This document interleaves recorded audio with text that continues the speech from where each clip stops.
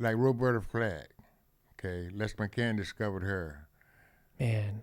And he And you launched and Les he told us McCann. about it, and Les McCann brought the record in. Right. Told her he discovered that we're gonna report it. He's our friend. Right.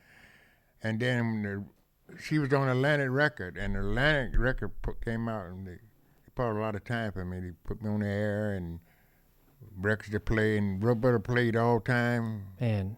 in the store. And I could remember the song "Killing Me Softly," that album, the very first album. Man, and that was when you first heard her, and she Right, was in your she store. first discovered. They broke in my store, and I had promotion copies some of that stuff still somewhere around here, you know. And seeing Les McCann, I told you what had happened to Les McCann, how we made him famous back here because he wasn't selling back here. He's on West Coast artists. And he's on and Pacific Jazz. That's the label that they was on. That's West Coast. And out West Coast, they had like Shirley Man Hole. They were mostly white artists, Right. music, jazz musician. East Coast was mixed, black and whoever, you know. Right. But So this is Roberta Flack, "Killing Me Softly" with his song, and I want to see what year that's from. Roberta everything. Flack. Somebody I saw your face, and I never liked Roberta Flack. Interesting. From 1971, this is. Yeah.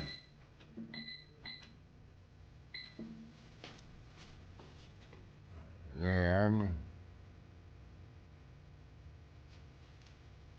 See, Atlanta gave me.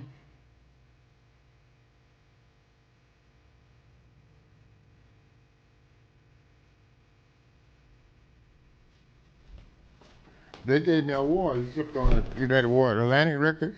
Warner Brothers. Warner Brothers, right. That's Atlantic Warner Brothers. That's why it's called a Warner like that. Because at that time, it was only record company, RCA, Capitol, and Columbia. Right. Those are the only three owners. Everything else, other label came out, but the subsidiaries. Right. Those are the three majors. Uh-huh. Put that down a bit, right? I always think about the bass that person, yeah.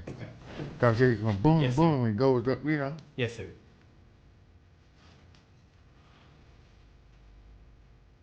That's nice, man. And I like that album. I just love it, man. Yeah. But she wasn't mine. I wasn't a vocal anyway that much. Nancy wasn't. Few and far between if you liked any. Yeah, huh?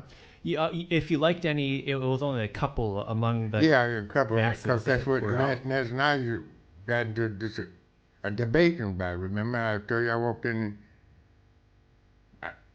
I like her, and I walked in Baker's and she was singing, and she BK started Lounge, yeah.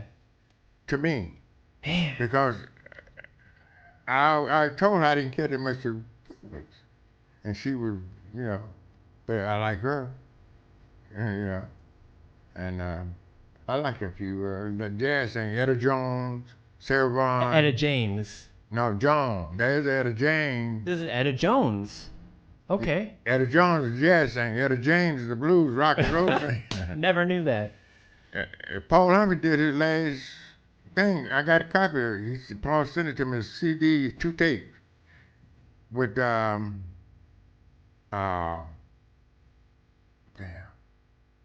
He got who's on that Cannonball Alley. Wow. That's amazing. His saxophone player, I can't think it. But anyway, I had to show it to him. Etta James, she did all this stuff. And Etta James, Florence Skeever, I liked Etta James because she did the album at last. Yeah. And Etta James runs like her because they looked alike, similar, they're made. And she used to play all the time, and I hated Etta James because all she would do, and it would be scratched. She played it all day long.